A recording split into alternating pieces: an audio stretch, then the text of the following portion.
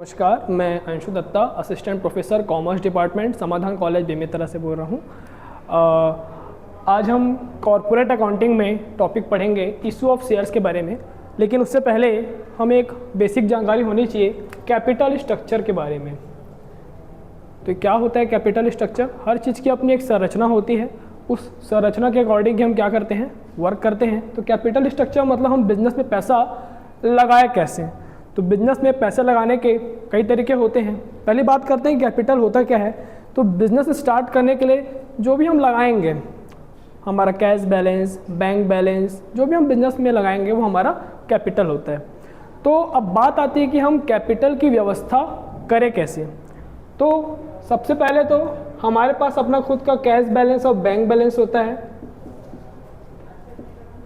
First.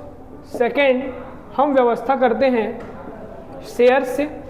Shares, debenture, bonds, इनको हम issue करके पब्लिक से पैसा ले सकते हैं।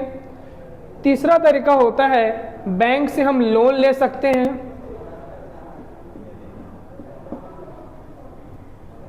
इन तीन तरीके से हम पैसा लेते हैं और बिजनेस में लगा देते हैं। तो कैश बैलेंस तो बैंक बैलेंस तो हमारा है, लेकिन शेयर और डिबेंचर हम इशू करते हैं तो हमको बदले में उस पैसे को वापस करना होता है। शेयर का पैसा हम शेयर होल्डर्स को वापस करते हैं प्रॉफिट के साथ। डिबेंचर होल्डर्स जो होते हैं, जिसको हम डिबेंचर इशू करते हैं, उनको एक निश्चित परसेंट के साथ हमको ब्याज के साथ, इंटरेस्ट के साथ उस पैसे को वापस करना होता है। उसी प्रकार बॉन्ड्स भी होता है। उसी प्रकार हम बैंक से लोन लेते हैं। तो बैंक से जब हम लोन लेते हैं तो हमको बैंक को इंटरेस्ट के साथ पैसे को वापस करना होता है। तो अब हम स्टार्ट करते हैं कि हम कौन से तरीके से बिजनेस में पैसा लगा सकते हैं। तो कैपिटल लगाने के बहुत सारे स्ट्रक्चर हो सकते हैं। मान लीजिए हमको 50 लाख की व्यवस्था करनी है बिजनेस के लिए। तो मान लीजिए हमारे पास 10 लाख रुपए खुद का कैश या बैंक बैलेंस है। 15 लाख का हमने शेयर्स या डिबेंचर इशू कर दिया और 25 लाख का लोन ले लिया। जब हम लोन ले रहे हैं तो लोन की जो ब्याज की दर है मान लीजिए 5% है। दूसरा तरीका हो सकता है हमारे पास 20 लाख रुपए खुद का कैश बैलेंस या बैंक बैलेंस है। 15 लाख का हम शेयर या डिबेंचर इशू कर रहे हैं और बचे 15 लाख से हम लोग बैंक से लोन ले रहे हैं। दूसरा तरीका यह हो सकता है 50 लाख व्यवस्था करने की। उसी प्रकार तीसरी व्यवस्था हो सकती है कि हमारे पास खुद का बैंक बैलेंस तो 20 लाख है, लेकिन हम यहाँ पर 5 लाख का मात्र लोन लेते हैं बैंक से और 25 लाख का शेयर इशू कर सकते हैं। तो भी हमारे पास 50 लाख रुपए आ सकते हैं। कंपनी के पास इस तरीके से 3-4 तरीके होते हैं बिजनेस में पैसे लगाने के, जिसको हम अलग अलग कैपिटल स्ट्रक्चर के रूप में देख रहे हैं, जिसमें 3 अल्टरनेटिव हमको देखने को मिल रहे हैं। पहला अल्टरनेटिव है, ये आपका सेकंड अल्टरनेटिव है और ये आपका थर्ड अल्टरनेटिव है।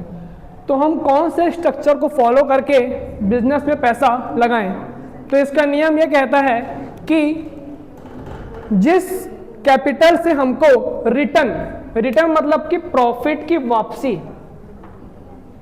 जिस स्ट्रक्चर से हमको प्रॉफिट ज्यादा मिलने की चांस होगी, जिससे हमको maximum to maximum profit, net profit जो आफ्टर टैक्स हमको मिलेगा, वो कैपिटल स्ट्रक्चर सबसे बेस्ट होगा हमारे लिए। क्योंकि जब हम बैंक से लोन लेंगे, मान लीजिए आपने 5 लाख का प्रॉफिट कमाया, लेकिन उसमें से 1 लाख रुपए या 2 लाख रुपए आपको ब्याज का पटाना है, तो बच गया आपका 3 लाख रुपए। तो यहाँ पे आपका प्रॉफिट 3 लाख हो जाता है। उसी प्रकार आप शेयर इशू कर रहे हैं, मान लीजिए आपने फिर 5 लाख का प्रॉफिट कमाया, मान लीजिए आप 1.5 लाख रुपए जो है इंटरेस्ट का वापस करते हैं, तो आपके पास 3.5 लाख रुपए बचेगा। इसी प्रकार अन्य तरीके होते हैं, लेकिन सबसे बेस्ट तरीका वो है हम वो ऑप्शन या वो अल्टरनेटिव चुने जिससे हमको मैक्सिमम टू मैक्सिमम प्रॉफिट हो और मिनिमम रिस्क हो। वो कैपिटल स्ट्रक्चर हमारे लिए सबसे बेस्ट कैपिटल स्ट्रक्चर होगा। तो अभी हम एक चैप्टर पढ़ने वाले हैं इन्हीं टॉपिक से रिलेटेड कैपिटल की व्यवस्था करने के लिए इशू ऑफ शेयर्स के बारे में। तो पब्लिक को हम इनवाइट करते हैं, पब्लिक को हम इनविटेशन देते हैं कि आइए हमारे शेयर्स को परचेस कीजिए। तो आइए हम इशू ऑफ शेयर्स के बारे में पढ़ते हैं। हमको बेसिक इन्फॉर्मेशन कैपिटल स्ट्रक्चर की मिल चुकी है, तो चलिए हम इशू ऑफ शेयर्स के बारे में पढ़ते हैं।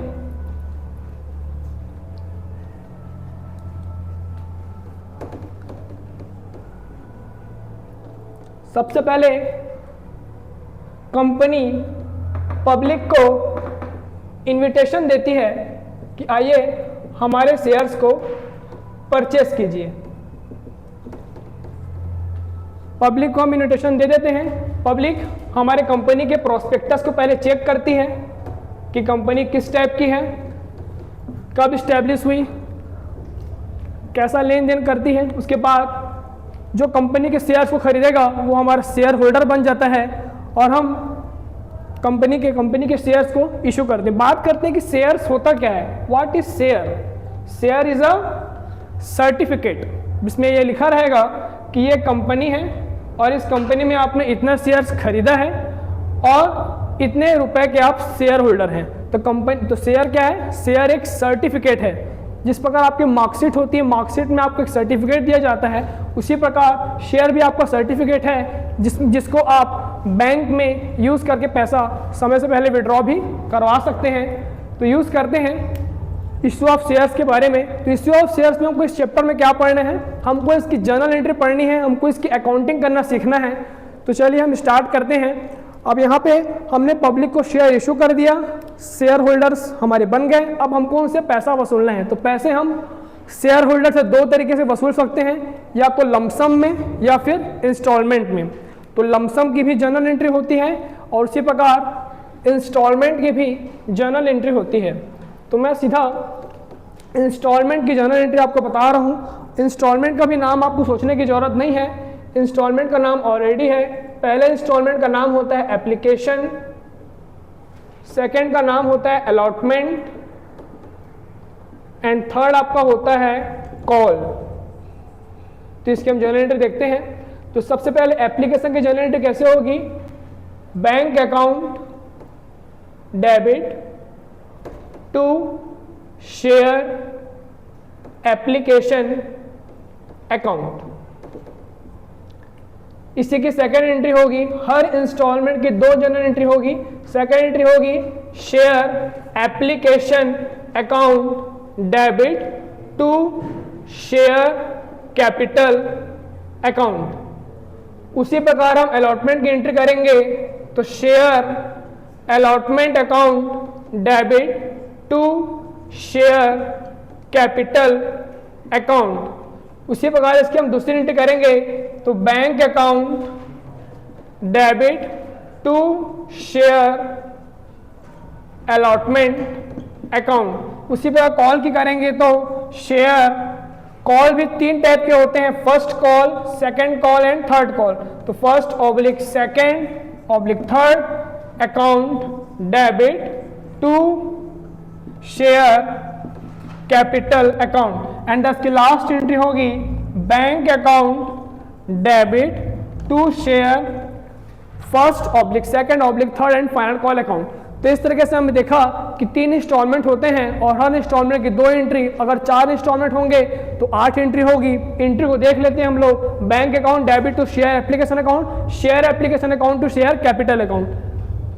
फर्स्ट वाले में जो एप्लीकेशन होता है वो डाउन पेमेंट का काम करता है, जिसका पैसा हमको तुरंत मिल जाता है। अलॉटमेंट में बात करेंगे तो अलॉटमेंट और कैपिटल एंट्री पहले होगी, उसके बाद बैंक वाली एंट्री होती है, उसी के बाद कॉल का भी होगा। आज के लिए इतना ही, धन्यवाद।